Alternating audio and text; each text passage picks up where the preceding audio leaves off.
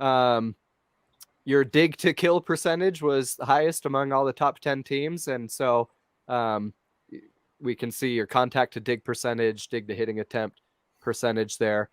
So we'll watch some defense here and kind of let you break it down. But Mike, as we like to watch high level defenses, kind of what things do you like to see, and what questions do you have for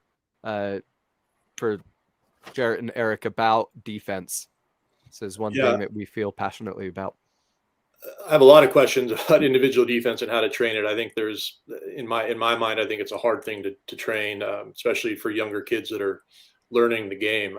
My guess is, with this team, you've got some high level kids coming in the gym that you're probably just fine tuning to some degree in terms of their digging ability. Maybe not. Maybe there's some of these big physical hitters that play through the back row that, they need to learn some of the sprawl moves and dive moves and whatnot.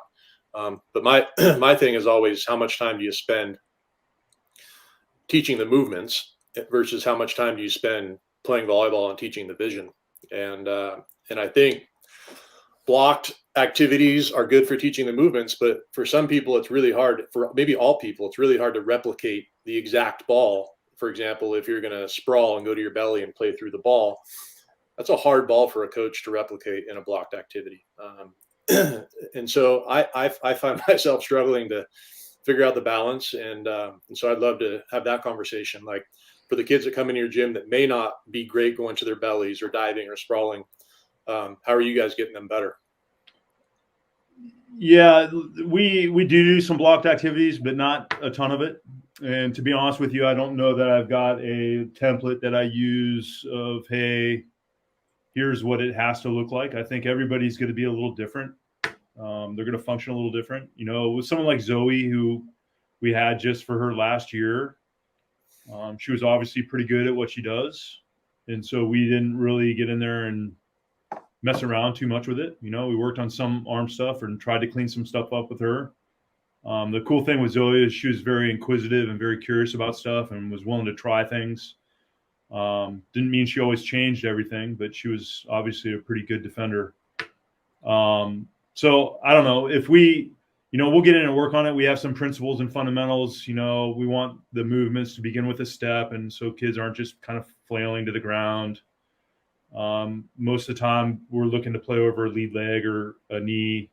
You don't want to be going the opposite way. And, just the very simple principle of getting your arms out early and creating an angle and letting the ball kind of work off your platform. I think all hold true, but everybody's going to be a little bit different. And so for me, when we get kids in the gym, if they've got some deficiencies, I try to work within how they play the game and clean some of that stuff up. I don't think there's ever this, hey, it has to look like this for it to be good. We'll just think it's got to kind of all be within those principles to some degree, because we know if you're doing those things that, over time, it's going to be more helpful. Yeah, I feel like, I guess part of my questioning comes from the fact that I feel like the men's game, and Eric, we've talked about this, is just so far behind. And I think we've used it as an excuse for so long, or the power of the game as an excuse for so long, that France has kind of showed us, okay, yeah, this is possible. And I think we're trending in the right direction. But I think that the men need to, I know you guys have taken some stuff from the men. I think the men need to take some stuff from the ladies, and especially in terms of their defensive, individual defensive movements. It's interesting, and I don't see enough of the junior stuff with the guys, but I feel like there's almost an absence of block training. And to me, I think you need a little bit more of it at young ages, where you're trying to develop those habits and fundamentals. And I feel like, they'll tell you like, hey, be here and dig this ball, but they're not really telling you how. And if someone's deficient, they don't try to clean it up. And then that carries with them when they get to the national team. And then there's less of it there for sure. Yeah. But yeah, I'm a little bit blown away at, I don't know what guys look like as they're playing the ball sometimes. Yeah. And some, I mean, they're getting the ball up, but it's just kind of like, ugh. Yeah. It's not the prettiest of things. The defensive side for me, I just think there's two kind of key things that you're always kind of looking for. Can players keep their hips square? And can they bend at a high level where they maintain that hip flexion or that hip angle the same way? And when you start getting a lot of twisting of the hips and unable to bend and get underneath the ball to manipulate the ball, that's where things get, at least for me, get a little bit funky. You know, and I agree with you. Like, one of my pet peeves still is players identifying approach speeds and identifying when it's a roll shot and a tip, and, you know, short step close work to be able to read that. But those are the things that we're trying to work on a lot. Can they get efficient with their hips? Can they get underneath the ball? Can they drive the right knee or the left knee? You know, very basic conceptual moves. And then we'll take, you know, Eric will take them on the side and work some one-on-one stuff with them. But, you know, I think bending is a big component of it. If you watch the best players, they bend pretty well. Jared, we get this. Oh. Go ahead, Dave.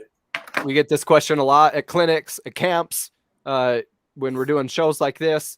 Some coaches want to know where their players should stand exactly. Other coaches want to know how they can teach their players how to read what's happening and then stand based on where they're reading. How are you training that in your gym? And how would you answer that question?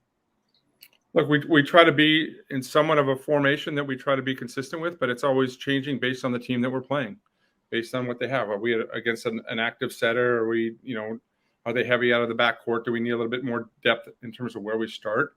You know, I think less movement is better. And I think the sooner that they can get to their spot from base to release to be set up to look at the play, that helps them a lot in terms of identifying what's coming at them to make the right read.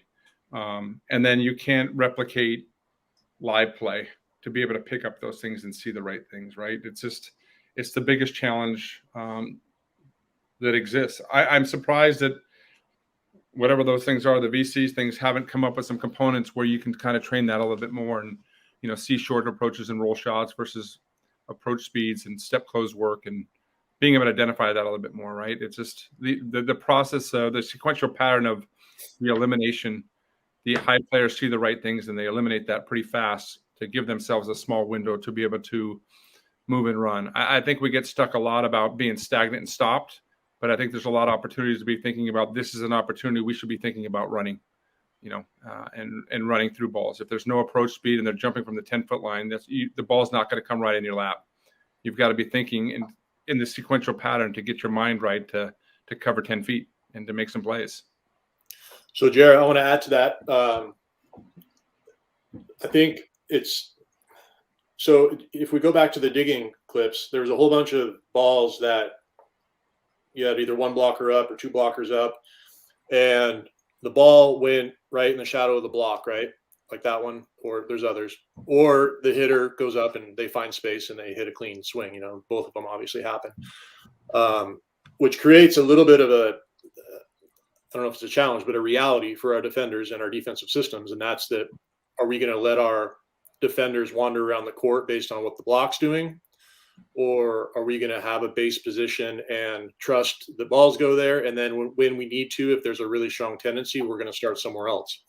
How are you guys handling that?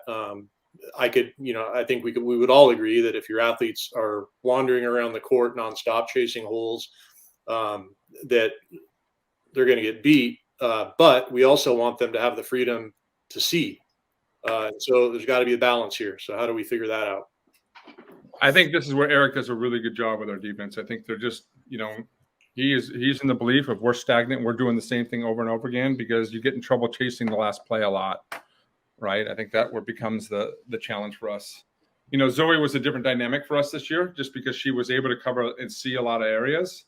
So there was some build, I think for that kind of scenario, there was some trust built between Zoe and Eric and some of our players to be able to give them a little bit more free range. In the past, we haven't had players like that. And I'll let Eric speak about it, but I think it's, again, not everything's black and white. It's based on your personnel and what your trust is and doing it. You're always going to give up something. And it's just what you're willing to risk in terms of doing that. But Eric's a big believer in not chasing the last play a lot. I mean, the answer to your question is yes.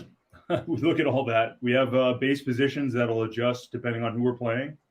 Like Jared talked about before, you know, if we're playing against an active setter or left back, our wing diggers are probably pinched in a little bit, depending on where she's active on the court. And then we would like, you know, wherever the ball gets set, we'd like that position to adjust, and they're not moving a ton.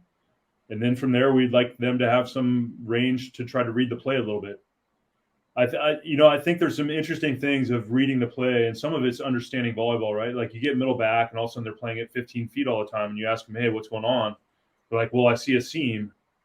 And then you go watch the video, and it's like, "Yeah, you see the seam until the middle flies in there at the very last second and closes it up, and now you're out of position." And so it's kind of not just seeing the game, but understanding how the game works, and then also responsibilities. We'd like our middle back.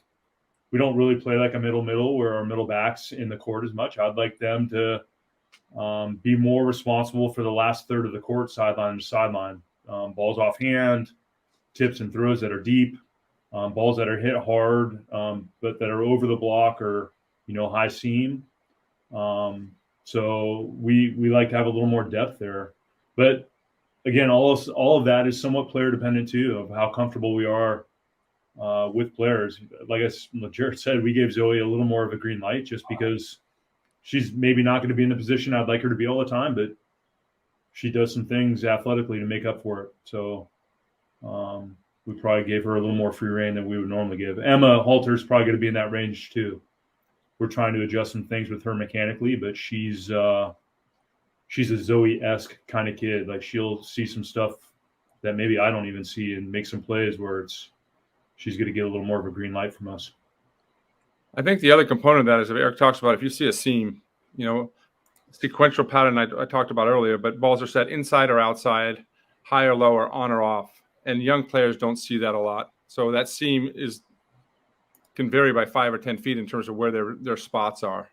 So you've got to have a lot of trust that they're seeing where that depth is and where the attacker's feet are getting to those zones based on where that set is, to be able to give them the shots. And I think over a period of time, you would bet that by just being in the same spot over a period of time is going to be more consistent than someone reading, right? If I have 6 or 3 Eric Sojis out there playing defense, yeah, they might have a lot more flexibility to be able to go see it and do that. But that's a unique type of player. And if you are going to shift into if you are going to have a green light and you are going to move into a seam, or you are going to make some adjustments at a base organically, I'm assuming we would all like that kid to get there as soon as can, get stopped, get balanced, so that they can come back if they need to. And the way I talk to about our kids is there should be some little pause of like, hey, I'm settled and stopped before contact. And I think when you can get comfortable doing that, you may not feel like you're working as hard as you think you should be working, but the game's going to slow down a little bit for you. Yep. I mean, as human beings, we see better when we're stopped and still. And so, I don't know, that we try to espouse that. And same thing for our blockers. We don't want our blockers walking back to base. We want them to get there, get stopped, be in some balanced position where they can kind of see what's happening before they want to react and go. Yep. I love the key. The faster you see, the faster you move. Yeah. Or the longer you see, the faster you move. So good stuff. Thanks. Hey, Eric. So as we're watching some transition offense here, what changes? We talked about kind of your offensive philosophy. What changes in transition, if anything? Does the tempo change? Does the location of the set change? Or do you try to keep that as similar as possible kind of throughout both phases? Yeah, for sure. Dig dependent, right? Dig and approach dependent right there. You see Logan picking up a tip. How do you transition out of those plays?